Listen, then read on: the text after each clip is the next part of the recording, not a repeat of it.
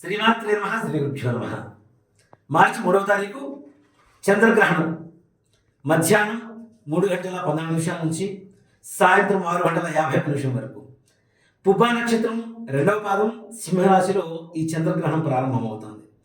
అంతేకాకుండా పుబ్బా నక్షత్రం వారు, భరణి నక్షత్రం వారు, పూర్వాషాఢ నక్షత్రం వారు పడుతుంది చంద్రగ్రహాన్ని కాబట్టి చంద్ర నక్షత్రాలైనటువంటి రోహిణి, హస్త, శ్రవణ నక్షత్రాలు పడుతోంది కేతువు కాబట్టి కేతుగ్రహ నక్షత్రాలు 3 అశ్వని, మఖ, మూల.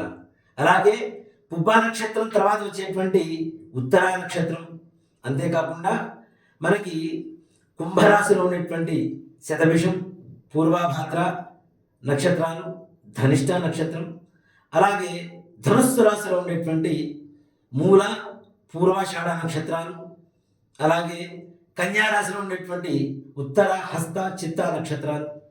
కర్కాటక రాశిలో ఉండేటువంటి పునర్వసు, పుష్యమి, ఆశ్లేష నక్షత్రాలు. ముఖ్యంగా మీనరాశిలో ఉండేటువంటి పూర్వభద్ర, ఉత్తరభద్ర, రేవతి నక్షత్రాలు. ఈ నక్షత్రాల వారికి అధికమైనటువంటి కష్టకాలంగా చెప్పుకోవచ్చు ఈ గ్రహణ సమయాన్ని. ఈ గ్రహణ సమయం వల్ల ఈ నక్షత్రాల ప్రభావం, నక్షత్రంలో జనం కలిగినటువంటి వాళ్ళకి తప్పనిసరిగా 6 నెలల పాటు చాలా కష్టతరమైనటువంటి కాలంగా మారనుంది.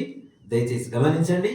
ఈ యొక్క నక్షత్రాల వారికి, రాసుల వారికి తప్పనిసరిగా జపశాంతులు చేయించుకోవడం అత్యవసరం. కాబట్టి మన హనుమత్ ప్రత్యంగర వారాహిస్తని శామబా గుడి వద్ద ఫణీరి కాలనీ, చైతన్యపురి, కొత్తపేట, హైదరాబాద్ నందు గ్రహణ సమయంలో ఒక్కొక్కరి గోత్రనామాలతో ఒక్కొక్క బ్రాహ్మణుడితో మీ నక్షత్ర జపం, చంద్రగ్రహ జపం, కేతుగ్రహ జపం చేయించి మంత్రాన్ని హవనం చేయించి 4వ తారీఖు వృద్ధున మీరు తలస్నానం చేసి మన మారుతినగర్ ఆంజనేయ స్వామి వారి దేవాలయానికి వస్తే అక్కడ దానం ఇప్పించి మరలా తీర్థం ఇచ్చేసి ఇంటికి తీసుకున్న తర్వాత, తీర్థం కూడా స్వీకరించిన తర్వాత ఇంటికి వెళ్ళి మరలా తలస్నానం చేస్తే ఈ యొక్క దోష నివృత్తి చేసుకోవడానికి అవకాశం ఉన్నది. కాబట్టి ప్రతి ఒక్కరు కూడా గమనించి ఈ నక్షత్రాల వారు, ఈ రాసుల వారు ముందుగా దయచేసి అప్పటికప్పుడు మరలా త్వరపడవద్దు. అప్పటికప్పుడు బ్రాహ్మణం దొరకడం కష్టం.